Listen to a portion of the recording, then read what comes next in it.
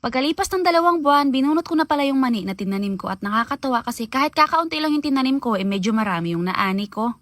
Bago pala ako magbunot ng mani, pinuntahan ko muna tong tanim na mais ko at nakita ko nga na medyo malalaki na kaya naman inabunuhan ko na nga muna. Pakunti-kunti lang pala yung pagtanim ko ng mais para kapag nag-harvest hindi biglaan. Pagkatapos kong mag-abono ng mais, pumunta na nga ako dito sa tanim ko na mani. Mag-abunot ako ng isang puno para makita ko kung magulang na ba at pwede nang harvestin. Pagkabunot ko nga dyan ng isang puno, nakita ko na yung iba niyang laman tumutubo na kaya sabi ko kailangan ng bunutin ngayong hapon kasi yung iba ay talagang nilalanggam na rin. Akala ko talaga dito wala akong ma-harvest kasi yung ilalim nito talagang puro butas. Hindi ko alam kung butas ba ng daga o butas ng mga langgam. Yung buto pala nito, in-order ko lang dati sa online at kung gusto niyo ring magtanim ng mani, ilalagay ko na lang sa comment section kung saan ko siya in-order. Buti na lang, tinanim ko tong mani na to malapit lang din dito sa kubo kasi kung medyo malayo dito sa kubo, siguradong inubos na rin to ng daga. Pero habang nagabunot ako dyan, talaga namang tambak ang mga langgam at saka yung iba niyang mga laman talagang meron ng mga butas dahil kinain na. Hindi pa naman sobrang dami yung mga nakakain nila kasi parang magsisimula pa lang sila. Pero kung ipapagpabukas ko pa to or sa isang araw, siguradong mauunti-unti nila to at mauubos nila. Pagkatapos kong bunutin lahat, inipon-ipon ko lang sila dyan at pagkatapos, dinala ko dito sa may kubo at dito ako maghihimay. Sa pagkakatanda ko, ang tinanim ko yata na buto noon ay 100 piraso at yung 100 piraso nga na yun, ganito lahat kadami yung aanihin ko. Tapos ang pagkakabili ko naman noon sa 100 piraso na buto na yun ay 100 pesos din at saka maganda talaga magtanim ng mani kasi hindi to bantayin, basta huwag lang kakainin ng daga. Kami kasi dito sa bundok, bukod sa mga insekto na kumakain ng mga pananim namin, talagang isa rin ang daga sa matakaw kumain. Magalaga na rin pala kaagad ako ng kaunti nito kasi mas masarap kumain nito kapag kabubunot lang tapos ilalaga mo kaagad, manamis-namis kapag ganon. Kung mapapansin nyo pala, merong mga itim-itim yung mga balat niya. Yung mga yan naman, igawa ng langgam. Sinisimulan pa lang kasing butasin ng mga langgam yung balat niya para makuha yung laman. Pero yung loob naman yan ayos na ayos pa. Kaunti lang yung ilalaga ko para meron kaming makutkot dito sa kubo at yung iba ay iuuwi ko na sa bahay. At nung maisalang ko na nga, ibinalikan ko naman pala dito yung pinagbunutan ko ng mani at tataniman ko naman siya ngayon ng mais. Yung mais pala to na kulay puti na merong kasama ng mga kaunting kulay violet at kung gusto nyo rin palang magtanim nito, ilalagay ko na lang sa comment section kung saan ko siya in-order. 75 seeds lahat ang itatanim ko na buto at saktong-sakto nga lang siya dito sa pinagbunutan ko ng mani. Nung maitanim ko na lahat, inisprayan ko pala siya dyan ng panlanggam. Talagang dinamihan ko ang spray dyan para hindi nila hakutin at saka kainin yung mga tinanim ko na buto. Pagkatapos kong magtanim, binalikan ko na ulit yung niluluto ko at nakita ko nga na okay na siya kaya naman hinango ko na nga rin. Pagkahango ko, tinanggalan ko lang din pala siya dito ng tubig. Tapos sila mama pala, tsaka sila papa, tsaka yung kapatid ko na una nang umuwi kanina kaya kami na lang ng asawa ko ang kumakain ng dilaga ko naman eh. Palubog na pala ang araw nito kaya talagang medyo hapon na at bago nga kami umuwi, inipon muna namin yung mga puno ng mani dito sa may sako at ibibigay nga namin to sa may baka na alaga ng kapatid ko. Gusto rin kasi talaga to kainin ng baka at tsaka kaysa itapon ko, ibibigay ko na lang sa baka para mapakinabangan pa. Tsaka para maiba na rin naman yung kinakain niya, hindi yung palagi na lang mga damo dito sa bundok. At pagkatapos pala niyan, ay diretso na rin kami na umuwi. See you lang for today's video. Thank you for watching!